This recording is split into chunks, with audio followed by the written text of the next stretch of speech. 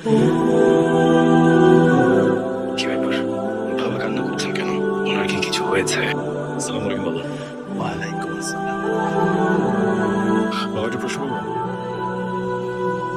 বছরের মধ্যে দেখলাম তুমি খুব কান্না করছো, কিছু কি দুশ্চিন্তা? পরকালের ভয়, কবরের আযাবের ভয়, এসব ভয় আমাকে কাবু করে ফেলেছে আপনার। কিন্তু তুমি তো নামাজ আদায় করো, ধর্মের পথেই চলছো, কখনো কারো কোনো ক্ষতি করোনি, কারোর সাথে বাজে আচরণ করো না, এমন তো ভয়। প্রকৃত মুমিন কখনোই পরকালীন জীবনের ভয় থেকে মুক্ত থাকতে পারে না।